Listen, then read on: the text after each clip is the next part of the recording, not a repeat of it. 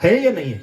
तो कम से कम इस समूह से जुड़ने के बाद हमारी दीदियों के अंदर यह बदलाव आया है कि वो कम से कम अपना परिचय देती हैं। सुबह को उठने के बाद हर कोई, अगर मुस्लिम है तो मजार पे जाके अपनी पूजा कर रहा है, हिंदू है तो वो अपने मंदिर के पास पूजा कर रहा है, अगर सरदार है वो अपने तरीके से अपने धर्म को देख रहा है। लेकिन यहाँ पे समूह की हमारी महिला के लिए कोई धर्म नहीं। उसने खड़े होने के बाद केवल एक प्रार्थना करी कि इतनी शक्ति हमें देना दाता कि मन का विश्वास कभी हमारा कमजोर ना हो जाए। तो सबसे बड़ी चीज है कि हमारी समूह की महिला की जुबान पे कम से कम प्रार्थना रट जाए। और इसके मतलब एक एक आप समझिएगा कि समूह की प्रार्थना का एक एक मतलब समझिए आप क्यों बनाई गई है इस प्रार्थना को। तो आप लोगों को यह भी देखना है कि हमारे समूह से जुड़ने के बाद हमारे जीवन में क्या बदलाव। जैसे मैंने कुछ लोगों से कहा था कि आपको यहां खड़े होकर बोलना है कि हमारे जीवन में क्या बदलाव आया। अगर समूह की महिला होता तो मैं अपने जीवन के बदलाव कैसे बताता, ये मैं आपको बताना चाहूंगा।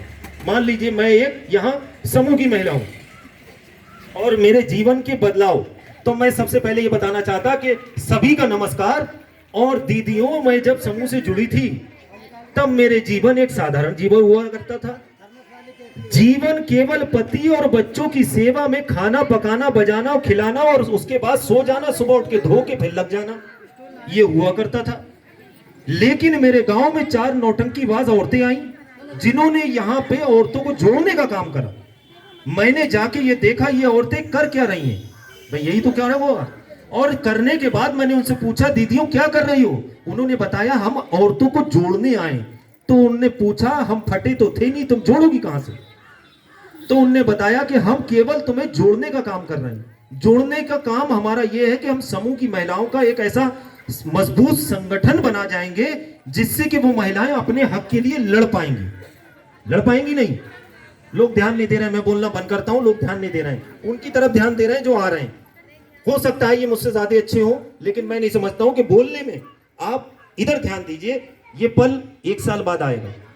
अगला सीएलएफ का वार्षिक उत्सव 1 साल बाद मनाएंगे। क्या पता हम जिंदा रहे भी या ना रहे, हो सकता है ऊपर मनाएं, हो सकता है जिंदा रहे तो यहीं खड़े होंगे, नहीं रहे तो किसी दूसरे ब्लॉक में होंगे। लेकिन आज जब यहां है कम से कम सुन पाए, ठीक है।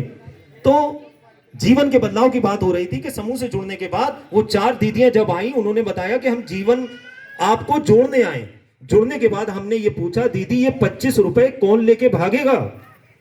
उन्होंने बताया, भागेगा कोई नहीं, भागोगी तो मैं भागोगी, क्योंकि 25 रुपया तुम्हारी जेब में रहेगा। ये पीछे ले जाना, ये पीछे से भागते हुए पीछे। तो इस तरीके से बचत का पैसा 25